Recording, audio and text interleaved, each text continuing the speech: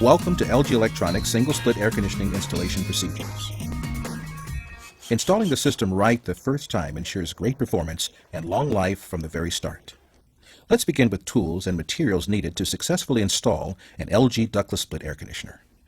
You'll need the following equipment: digital multimeter, micron gauge, vacuum pump, digital charging scale, EPA-approved recovery equipment rated for R410A, manifold gauge set approved for R410A use, refrigerant leak detector, nitrogen tank and regulator. And the tools you will need include a number 2 Phillips screwdriver, a 5/16 R410A access port adapter, a 4mm hex wrench, flaring tools, refrigerant tubing bender, a bubble type level, tape measure, open-end torque wrench set for tightening flare nuts, core drill and bit capable of boring a 2 3/4 inch hole. Now we're ready to begin the installation process. Take a survey of potential installation locations on the job site. Placement of the condensing unit must be within the model-specific limits. The clearance for the indoor evaporator should be a minimum of 12 inches on either side, no less than 4 inches from the ceiling, and 7.5 feet from the floor.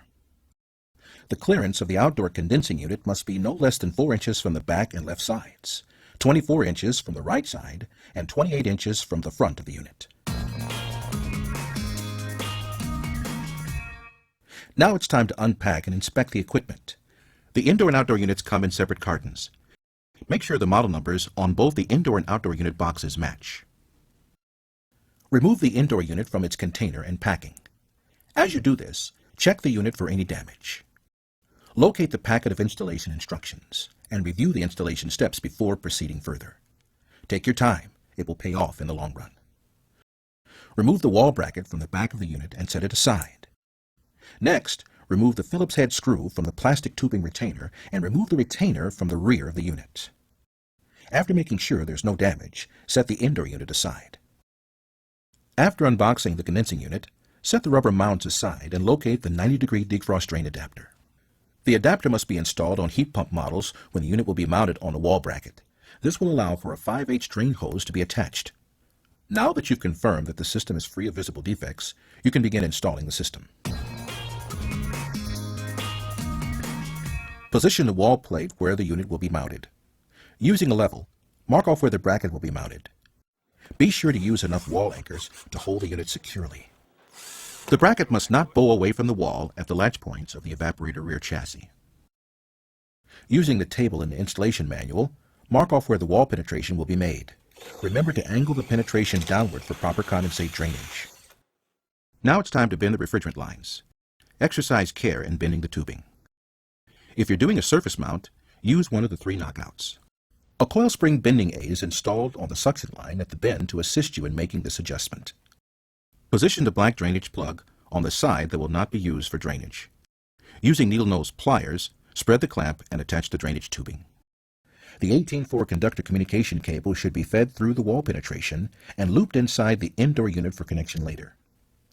Bundling the refrigerant lines, communication wire, and drainage tube will help make insertion through the wall easier.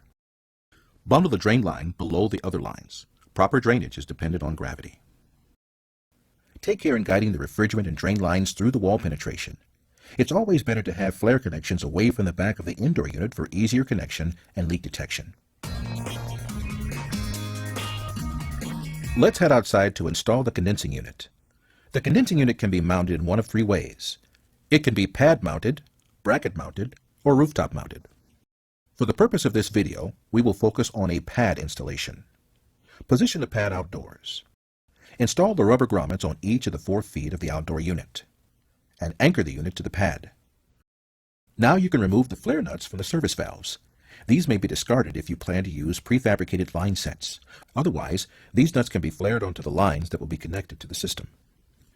Before you cut, the tubing configuration must be considered for proper oil return to the compressor.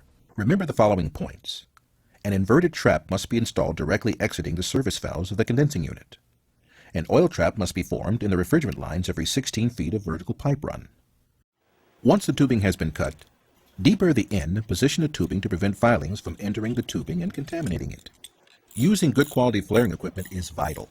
Follow the directions of the manufacturer of your particular tool. Connect the refrigerant tubing, and using a torque wrench, Tighten the flare nuts to the torque specification outlined in the installation manual. Remember to use the second wrench to back up the tightening process. Connect the refrigerant lines to the unit. Next, perform a leak check on the system.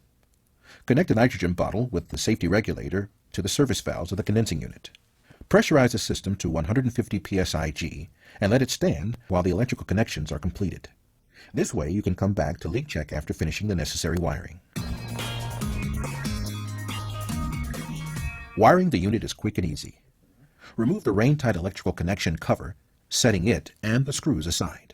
Connect the low-voltage wires in accordance with all applicable electrical codes. Move indoors to install the 4 low-voltage wires on the evaporator unit.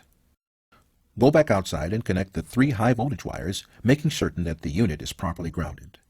Be sure to connect the high-voltage power supply in accordance with the local and NEC electrical codes. Leave the disconnect in the off position. Now it's time to prepare the unit for charging and system startup. Use bubble solution on flare connections to check for leaks. There should still be 150 psi of nitrogen pressurizing the line set and evaporator coil. After confirmation that the system is leak-free, the nitrogen can be purged via the service valve gauge port. Your vacuum pump should have fresh oil in its reservoir and be capable of creating a deep vacuum. Connect the vacuum pump and micron gauge to the condensing unit through the manifold gauge set and begin evacuating the system. The pump should draw the system down to at least a 500 micron vacuum within 3 to 5 minutes. This may take longer if the system has a maximum length of pipe connected to it. Allow the pump to operate at 500 microns or less for 30 minutes. Blank off the pump valve and observe the micron gauge. A small amount of drift can be expected. If the value does not exceed 1000 microns after 10 minutes, evacuation is complete. If, however, the value exceeds 1000, reopen the vacuum pump blank off valve and run the pump for an additional 30 minutes. Observe the micron gauge again. If the micron value still exceeds 1000, suspect a leak at one of the connections. The leak must be found and corrected before refrigerant can be introduced into the system. The condensing unit is shipped with a refrigerant charge sufficient for 25 feet of line set. If your particular installation is more or less than 25 feet, a charge adjustment must be made. This must be handled as a critical charge adjustment. The multiplier of 0.22 ounces per foot must be applied. The amount must be added to line sets over 25 feet and subtracted from lines less than 25 feet. The example given in the manual assumes a line set length of 30 feet. This value is 5 feet more than the factory charge, and 1.1 ounces of refrigerant should be added. But if the line set is less than 25 feet, the amount must be subtracted from the equation. In this case, 1.1 ounces of refrigerant should be reclaimed from the unit. To accomplish this, remove the valve caps from the service valves to access the valve stem. Front seat the back seated valves by using a 4 mm hex wrench. Reinstall the seating valve caps to prevent refrigerant leaks. The system must now be started. Energize the outdoor disconnect. Then move indoors to turn the system on. Now we can finish the job by balancing the refrigerant charge. Let's finish the book example of 30 feet of line set. You can now make the 5-foot adjustment by multiplying 0.22 ounces times 5 feet, which equals 1.1 ounces of refrigerant that you must now weigh into the system. R410A is a blend and must be charged in its liquid form. Also, use approved EPA practice for refrigerant removal and charge adjustment for line sets less than 25 feet in length, and while adding refrigerant for line sets longer than 25 feet. Move to the indoor unit and use the remote control to select the cooling temperature. For heat pump units after cooling verification, select the heating mode and confirm correct heating operation, as well as the ancillary functions such as chaos and sleep modes. The unit is now ready to be put into service. Please remember to turn over the installation and owner's manuals to the customer for future reference.